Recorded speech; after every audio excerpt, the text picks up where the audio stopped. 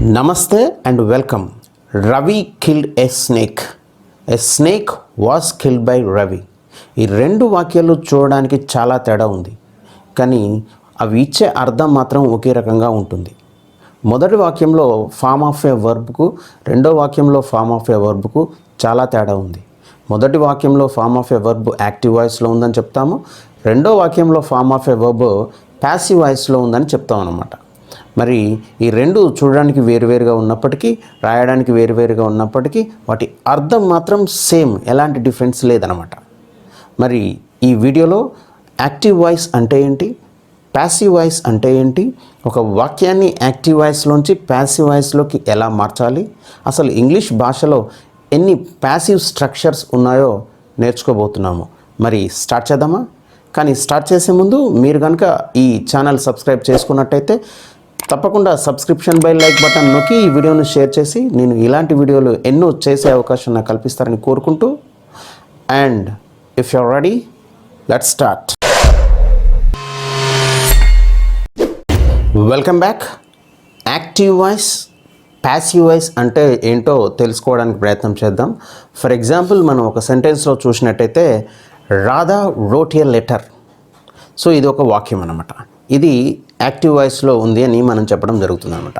ఉదాహరణకు రాధా అనేది ఇందులో సబ్జెక్ట్గా ఉంది, రోట్ అనేది మనకు వెర్బ్గా కనిపిస్తుంది, లెటర్ అనేది ఆబ్జెక్ట్గా కనిపిస్తుంది ఈ వాక్యానికి. మరి ఈ వాక్యాన్ని మనం చూసినట్టయితే రోట్ అంటే రాయడం అనమాట. రాధా సబ్జెక్టు, రాయడం అనే ఒక పని చేస్తుంది. అంటే ఇందులో సబ్జెక్ట్ అనేది డూయర్ ఆఫ్ ద యాక్షన్, అంటే పని చేస్తుంది. సో అంతేకాకుండా సబ్జెక్ట్కు ఎక్కువ ఇంపార్టెన్స్, ఎక్కువ ప్రాముఖ్యాన్ని ఇవ్వడం జరిగిందనమాట. అంటే ఈ సెంటెన్సు యాక్టివ్ వాయిస్లో ఉంది అంటే యాక్టివ్ వాయిస్లో సబ్జెక్టే పని చేస్తుంది, సబ్జెక్ట్కు ఎక్కువ ఇంపార్టెన్స్ ఇవ్వడం జరుగుద్ది అనమాట. ఇలా ఒక వాక్యం ఉన్నట్టయితే వీటిని మనము యాక్టివ్ వాయిస్ సెంటెన్సెస్ అని అనడం జరుగుతుంది. దీన్ని మనం ప్యాసివ్ వాయిస్లోకి మార్చామనుకోండి, ఎలా ఉంటుంది? A letter was written by Radha. ఇది ప్యాసివ్ వాయిస్లో మనం పై సెంటెన్స్ను రాయొచ్చు అనమాట. ఇందులో ఏ లెటర్ అనేది మనకు సబ్జెక్ట్గా కనిపిస్తుంది, వాజ్ రిటన్ అనేది వర్బ్గా కనిపిస్తుంది, బై అనేది ప్రిపోజిషన్, అండ్ రాధా అనేదిగా ఆబ్జెక్ట్గా కనబడుతుంది అనమాట. మరి ఇందులో సబ్జెక్టు ఏ లెటర్ అనేది పనిచేస్తుందో చేయడం లేదు. ఎవరు పని చేస్తున్నారు? ఆబ్జెక్ట్ పని చేస్తుంది. సో రాధా అనే టైమే లెటర్ రాస్తుంది అనమాట. అంటే రాధా చేత లెటర్ రాయబడ్డది అంటే ఆబ్జెక్ట్ స్థానంలో రాధా ఉన్నప్పటికీ ఈమె ప్రాముఖ్యత ఉందన్నమాట. అంటే ఎక్కువ ఆబ్జెక్ట్కి ప్రయారిటీ ఇవ్వడం జరిగింది, ఎక్కువ ఇంపార్టెన్స్ ఆబ్జెక్ట్కి ఇవ్వడం జరిగింది. మరి సబ్జెక్ట్ ఏం చేస్తుంది? సబ్జెక్టు రాధా చేసిన పనిని రిసీవ్ చేసుకుంటుంది. సో ఎప్పుడైతే సబ్జెక్టు రిసీవ్ చేసుకుంటుందో ఆబ్జెక్ట్ చేసిన పనిని, దాన్ని మనము ప్యాసివ్ వాయిస్ అనడం జరుగుతుంది అనమాట. యాక్టివ్ వాయిస్లోనేమో సబ్జెక్టే పనిచేస్తుంది, ప్యాసివ్ వాయిస్లో మాత్రం సబ్జెక్టు ఆబ్జెక్ట్ చేసిన పని యొక్క ఫలితాన్ని అనుభవిస్తుంది అనమాట. ఇదే మనకు మేజర్ చేంజ్ అనమాట యాక్టివ్ వాయిస్ సెంటెన్స్కు ప్యాసివ్ వాయిస్ సెంటెన్స్కు. యాక్టివ్ వాయిస్లోనేమో సబ్జెక్ట్కి ఇంపార్టెన్స్ ఉంటుంది, వేరేస్ ప్యాసివ్ వాయిస్లోనేమో ఆబ్జెక్టుకు ఎక్కువ ఇంపార్టెన్స్ ఇవ్వడం జరుగుతుంది అనమాట. సో ఓవరాల్గా చూసినట్టయితే మనకి ఇక్కడ చాలా చేంజెస్ కనపడుతూ ఉన్నాయన్నమాట. సో పైన వర్బ్ రోట్ అనేది వాజ్ రిటన్గా మారింది, అలానే కాకుండా చాలా చేంజెస్ మనకి ఇక్కడ కనిపిస్తూ ఉన్నాయన్నమాట. మరి ఒక వాక్యాన్ని యాక్టివ్ వాయిస్లో నుంచి ప్యాసివ్ వాయిస్లోకి మార్చాలంటే ఇలాంటి చేంజెస్ చాలా చేయాల్సిన అవసరం ఉంటుందన్నమాట. సో మరి ఒక వాక్యాన్ని యాక్టివ్ వాయిస్లోంచి ప్యాసివ్ వాయిస్లోకి మార్చాలంటే ఎలాంటి చేంజెస్ చేయాలా ఇంగ్లీష్ భాషలో అనేది మనం ఇప్పుడు నేర్చుకోవడానికి ప్రయత్నం చేద్దాం. సో ఓవరాల్గా మనం చూసినట్టయితే ఒక వాక్యాన్ని యాక్టివ్ వాయిస్ నుంచి ప్యాసివ్ వాయిస్లోకి మార్చాలంటే మొత్తం ఒక 5 స్టెప్స్, 5 రకాల చేంజెస్, మార్పులు చేయాల్సిన అవసరం ఉంటుందన్నమాట. అందులో మొదటిది యాక్టివ్ వాయిస్లోని ఆబ్జెక్టు ప్యాసివ్ వాయిస్లో సబ్జెక్ట్ అవుతుంది, యాక్టివ్ వాయిస్లోని సబ్జెక్టు ప్యాసివ్ వాయిస్లో ఆబ్జెక్ట్ అవుతుందన్నమాట. అంటే సబ్జెక్ట్ ఆబ్జెక్ట్ అవుతుంది, ఆబ్జెక్ట్ సబ్జెక్ట్ అవుతుంది అనమాట. ఉదాహరణకు మనం ఎగ్జాంపుల్ చూసినట్టయితే ఐ లవ్ ఇండియా అనేది మనకు యాక్టివ్ వాయిస్ సెంటెన్స్. దీన్ని ప్యాసివ్ వాయిస్లో రాస్తే ఇండియా ఈజ్ లవ్డ్ బై మీ అని రాస్తాం అనమాట. ఇది ప్యాసివ్ వాయిస్ స్ట్రక్చర్ అనమాట. ఇందులో ఐ అనేది సబ్జెక్ట్ ఉంది, అది ప్యాసివ్ వాయిస్కి వచ్చేసరికి ఆబ్జెక్ట్ ప్లేస్లోకి వెళ్ళిపోయింది, అది మీ అయిపోయింది అనమాట. అదేవిధంగా ఇండియా అనేది యాక్టివ్ వాయిస్లో ఇది ఆబ్జెక్ట్ స్థానంలో ఉంది, కానీ సబ్జెక్ట్ స్థానంలోకి వచ్చేసింది ప్యాసివ్ వాయిస్లో. సో ఆబ్జెక్టు సబ్జెక్ట్ అయింది, సబ్జెక్టు ఆబ్జెక్ట్ అయింది. ఐ అనేది యాక్టివ్ వాయిస్లో సబ్జెక్ట్ ఉంది, ప్యాసివ్ వాయిస్లో ఆబ్జెక్ట్ అయింది. ఇండియా అనేది యాక్టివ్ వాయిస్లో ఆబ్జెక్ట్ ఉంది, ప్యాసివ్ వాయిస్లో సబ్జెక్ట్గా మారడం జరిగిందనమాట. ఇది చాలా సింపుల్ చేంజ్, ఎవరైనా ఈజీగా చేయొచ్చు అనమాట. రెండవది సూటబుల్ వర్బ్ ఫామ్, అంటే వర్బ్ యొక్క రూపాన్ని మార్చాల్సిన అవసరం ఉంటుందన్నమాట. అది ఏ టెన్సో చూసి ఆ టెన్స్కు తగ్గ వర్బ్ రూపాన్ని మార్చాల్సిన అవసరం ఎంతైనా ఉంటుంది. ఎగ్జాంపుల్ చూస్తే ఐ లవ్ ఇండియా, ఇది యాక్టివ్ స్ట్రక్చరే కదా. Next India is loved by me, ఇది ప్యాసివ్ స్ట్రక్చర్గా మనం చెప్పడం జరిగింది. సో ఇందులో ఈజ్ అనే ఒక ఎక్స్ట్రా హెల్పింగ్ వర్బ్ బీ ఫామ్ని యాడ్ చేయడం జరిగింది. ఎందుకు ఈజ్ యాడ్ చేసాము అంటే పైన ఐ లవ్ ఇండియా అనే యాక్టివ్ స్ట్రక్చర్లో లవ్ అనేది వర్బ్ 1 రూపం అనమాట, వర్బ్ 1 ఫామ్లో ఉంది. అందువల్ల ఈజ్ వర్బ్ 1 అంటే అది సింపుల్ ప్రజెంట్ టెన్స్లో ఉంది. అందువల్ల ఈజ్ కానీ యామ్ కానీ ఆర్ కానీ యాడ్ చేయాలి. మరి ఈజ్ ఎందుకు యాడ్ చేసినాము, ఇండియా అనేది థర్డ్ పర్సన్ సింగులర్ కాబట్టి ఈజ్ మాత్రమే యాడ్ చేయడం జరిగిందనమాట. సో ఇలా మనకు ఇంగ్లీష్ భాషలో వర్బ్ ఫామ్స్ ఒక 5 రకాల వర్బ్ ఫామ్స్ని యాడ్ చేయాల్సి వస్తుంది. అందులో మొదటిది ప్రజెంట్ బీ ఫామ్ చూసినట్టయితే యామ్ కానీ ఈజ్ కానీ ఆర్ కానీ యాడ్ చేయాలి. రెండవది పాస్ట్ బీ ఫామ్ చూసినట్టయితే వాస్ కానీ వర్ కానీ యాడ్ చేయాలి.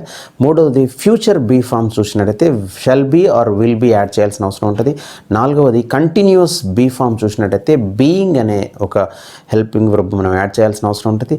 ఐదవదిగా పర్ఫెక్ట్ బీ ఫామ్ చూసినట్టయితే బీన్ అనే ఒక బీ ఫామ్ను మనం ప్యాసివ్ స్ట్రక్చర్స్లో యాడ్ చేయాల్సిన అవసరం ఉంటుందన్నమాట. ఇవన్నీ మనం ఆ టెన్స్ యాక్టివ్ వాయిస్లో ఉన్న టెన్స్ చూసి దానికి తగ్గ బీ ఫామ్ను మనము ప్యాసివ్ వాయిస్లో యాడ్ చేయాల్సిన అవసరం ఉంది. ఇక మూడవది చూసినట్టయితే వర్బు యొక్క టెన్స్ ఫామ్ను మార్చాలి. అంటే వర్బు ఏ రూపంలో ఉన్నప్పటికీ ప్యాసివ్ వాయిస్కి వచ్చేసరికి అది వర్బ్ 3గా మారిపోద్ది, అంటే పాస్ట్ పార్టిసిపల్ ఫామ్గా మార్చాల్సిన అవసరం ఉంటుందన్నమాట. ఎగ్జాంపుల్ చూసినట్టయితే ఐ లవ్ ఇండియా అనేది యాక్టివ్ వాయిస్లో ఉన్నది, లవ్ అనేది వర్బ్గా ఉంది. దీన్ని మనం ప్యాసివ్లో రాస్తే ఇండియా ఈజ్ లవ్డ్ బై మీ అని రాయడం జరుగుతుంది అనమాట. ఇది ప్యాసివ్ స్ట్రక్చర్. ఇందులో లవ్ను లవ్డ్గా మార్చడం జరిగింది. లవ్ అనేది వర్బ్ 1 యాక్టివ్ వాయిస్లో, దాన్ని వర్బ్ 3గా లవ్డ్ వర్బ్ 3గా మార్చడం జరిగింది. ఈ లవ్డ్ అనేదే వర్బ్ 3, వర్బ్ యొక్క 3వ రూపము. దాన్ని మనము పాస్ట్ పార్టిసిపల్ ఫామ్ అని అనడం జరుగుతుంది అనమాట. సో ప్యాసివ్ వాయిస్లో ఎప్పుడైనా వర్బ్ 3 రూపాన్ని మాత్రమే వాడాల్సిన అవసరం ఉంటుందన్నమాట. ఇక నాలుగవది చాలా ఈజీ అనమాట. ప్రపోజిషన్ బై అనేది మనం తప్పకుండా యాడ్ చేయాల్సిన అవసరం ఉంటుంది ప్యాసివ్ వాయిస్లో. అది ఆబ్జెక్ట్ కంటే ముందు ప్యాసివ్ వాయిస్లో. ఎగ్జాంపుల్ చూసినట్టయితే ఐ లవ్ ఇండియా, ఇది యాక్టివ్ వాయిస్లో ఉంది. దాన్ని మనం ప్యాసివ్ వాయిస్లో రాస్తే India is loved by me. So this is passive voice structure.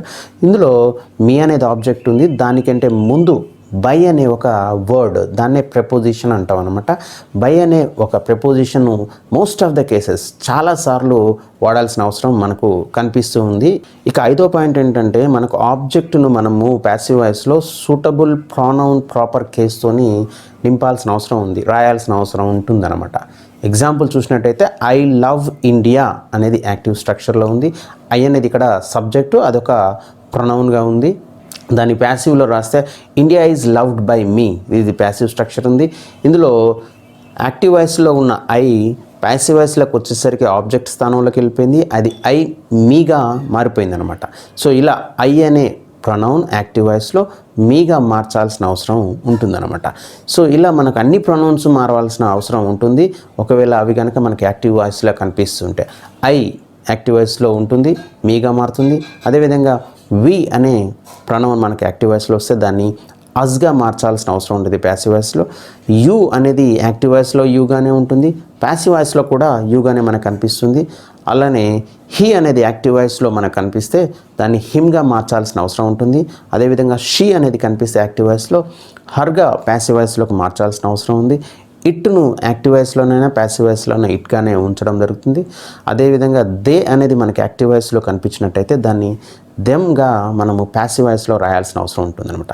ఇక proper nouns names of persons animals చూసినట్టయితే అది యాక్టివ్ వాయిస్లోనైనా అలానే ఉంటుంది, ప్యాసివ్ వాయిస్లో కూడా అలానే ఉంటుంది. యాక్టివ్ వాయిస్లో రవి అని వస్తే ప్యాసివ్ వాయిస్లో కూడా రవి అని రాయాల్సిన అవసరం ఉంటుందన్నమాట.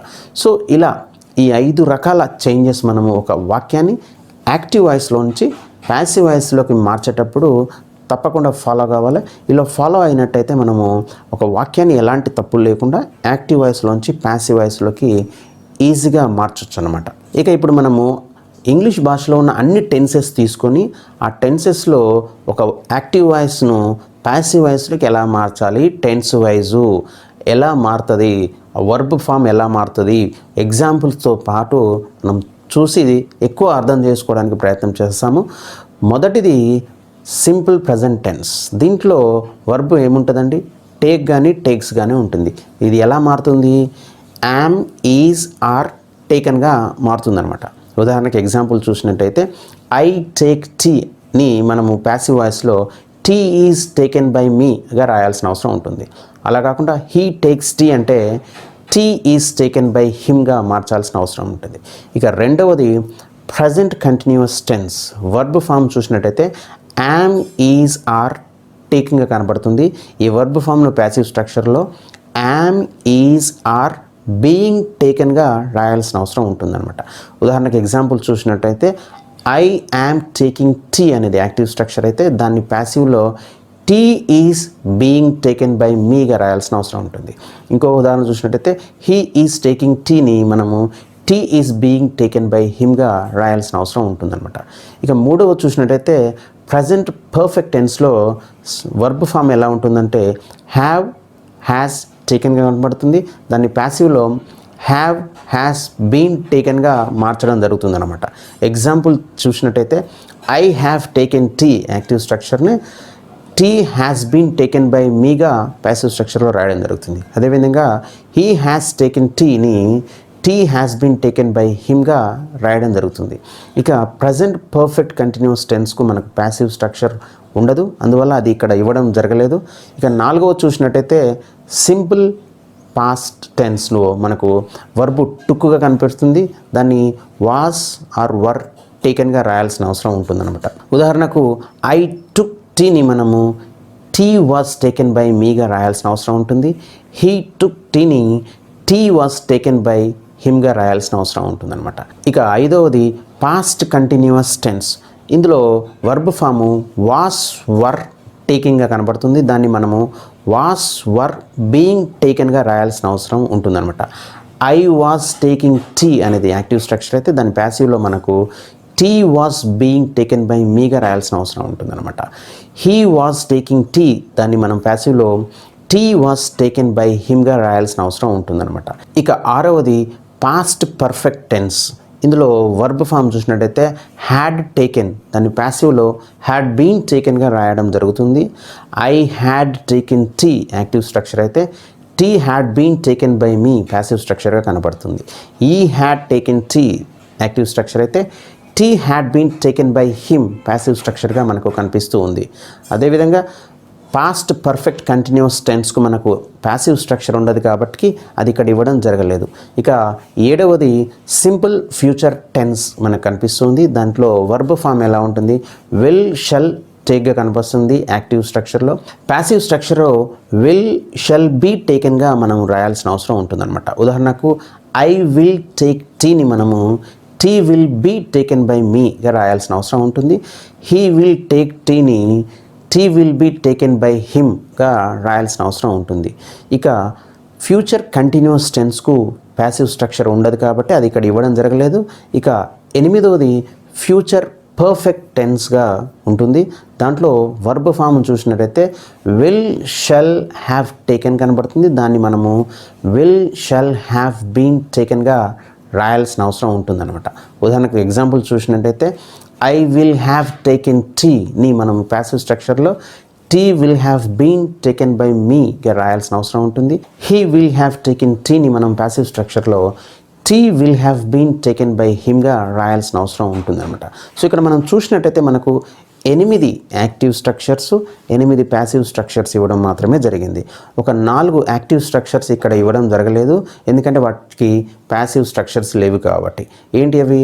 Present perfect continuous tense, past perfect continuous tense, future perfect continuous tense and future continuous tense. ఈ 4 టెన్సెస్కు మనకు యాక్టివ్ స్ట్రక్చర్స్ మాత్రమే ఉంటాయి, ప్యాసివ్ స్ట్రక్చర్స్ ఉండవు. కాబట్టి ఈ టేబుల్లో మనకు ఆ 4 స్ట్రక్చర్స్, యాక్టివ్ స్ట్రక్చర్స్ కూడా ఇవ్వడం జరగలేదన్నమాట.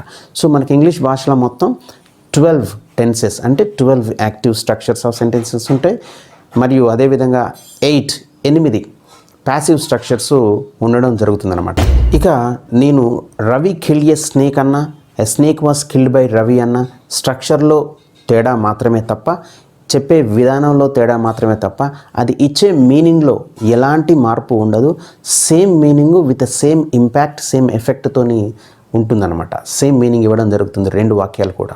మరి ఈ వీడియోలో మీకు యాక్టివ్ వాయిస్ అంటే ఏంటి, ప్యాసివ్ వాయిస్ అంటే ఏంటి, యాక్టివ్ వాయిస్లోంచి ఒక వాక్యాన్ని ప్యాసివ్ వాయిస్లోకి మార్చేటప్పుడు ఎలాంటి మార్పులు చేయాలి, అసలు యాక్టివ్ వాయిస్లో ఉన్న స్ట్రక్చర్స్ అన్ని, ప్యాసివ్ వాయిస్లో ఉన్న స్ట్రక్చర్స్ ఎన్నో మీకు ఈజీగా అర్థమైంది అనుకుంటాను. ఒకవేళ మీకు కనుక ఈ వీడియో నచ్చినట్టయితే మీరు తప్పకుండా సబ్స్క్రిప్షన్ బెల్ లైక్ బటన్ నొక్కి ఈ వీడియోని షేర్ చేసి నేను ఇలాంటి వీడియోలు ఎన్నో చేసే అవకాశం కల్పిస్తారని కోరుకుంటూ thank you very much for watching the entire video.